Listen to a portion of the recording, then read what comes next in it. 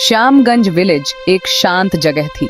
खेतों से घिरा यहाँ जिंदगी धीमी रफ्तार से चलती थी। अर्जुन एक जवान किसान, सबका प्यारा था। एक दिन अर्जुन गायब हो गया। वो बिना कोई निशान छोड़े चला गया। दिन रातों में बदलते गए। श्यामगंज डर के साए में डूब गया। अर्जुन कहाँ था? खोजी दलों ने खेतों की खाक छान मारी। उनकी उम्मीदें टूटती जा रही थी। फिर जो हुआ वो किसी ने सोचा नहीं था। अर्जुन का शरीर पुरानी वीरान हवेली के पास मिला। हवेली विस्पर्सों और कहानियों की जगह अब एक जुर्म का ठिकाना बन गई थी। विलेज वाले बिखर गए। इतना घिनौना काम किसने किया होगा? अर्जुन की मौत की खबर श्यामगंज में आग की तरह फैल गई। डर शक में बदल गया।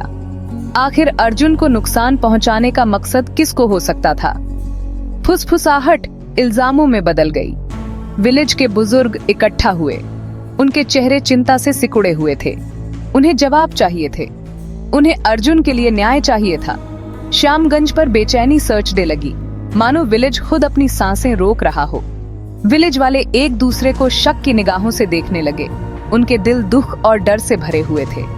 कभी शांत रहने वाला श्यामगंज अब शक और वहम का अड्डा बन गया था। शहर से एक जवान पुलिस अफसर सिया आई। उसकी नजरें तेज थीं, उसका अंदाज गंभीर था। सिया अर्जुन की हत्या के रहस्य को सुलझाने की ठान चुकी थी। उसने विलेज वालों से पूछताछ शुरू कर दी। हर जानकारी, हर अफवाह को बारीकी से नोट किया गया। सिया ने एविडेंसों की तलाश में घटनास्थल की जांच की। हवेली अपने राज हाइडिंग गए हुए थी, लेकिन सिया उन्हें उजागर करने की ठान चुकी थी। विलेज वाले सिया को देख रहे थे। उनकी उम्मीदें इस बाहरी पर टिकी थीं।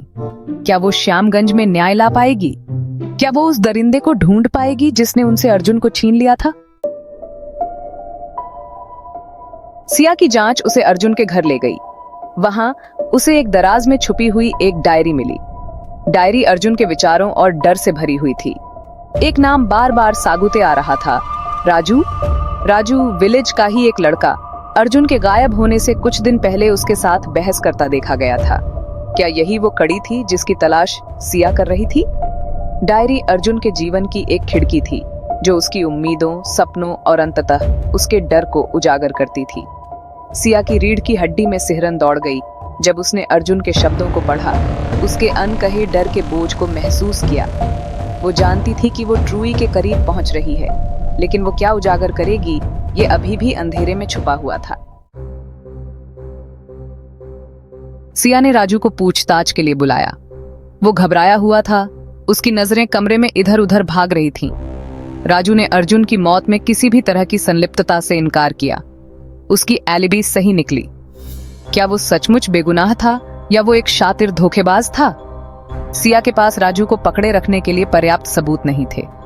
उसने उसे छोड़ दिया, लेकिन वो उसका मुख्य संदिग्ध बना रहा।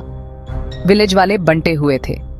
कुछ लोग राजू पर विश्वास करते थे, जबकि अन्य उसकी दोषी होने के लिए आश्वस्त थे। सिया ने राजू की आंखों में झांका, किसी भी तरह के क्राइम बोध की तलाश में। उसका इनकार सच्चा लग रहा था, लेकिन कुछ ठीक नहीं लग रहा था। उसका मन कह रहा था कि राजू कुछ छुपा रहा है। सिया ने जांच जारी रखी। पहेली के लापता टुकड़े को खोजने की ठान ली। उसे पता चला कि अर्जुन और राजू के बीच जमीन के एक टुकड़े को लेकर लंबे समय से झगड़ा चल रहा था। जमीन का विवाद बदसूरत टर्न ले चुका था। दोनों पुरुषों के बीच धमकियां दी गई थी। सिया को अपना मकसद मिल गया था। उसने जमीन विवाद के सबूत इकट्ठा किए और राजू के सागुते पेश किए। अकाट्य प्रमाणों से सागुता होने पर राजू ने अर्जुन की हत्या कबूल कर ली। उसने अपने गुस्से और लालच को खुद को खा जाने दिया था, जिसके कारण उसने एक भयानक अपराध किया। न्याय की जीत हुई, लेकिन ये अर्जुन को वापस नहीं ला सका। श्यामगंज आखिरकार फिर से सांस ले सका।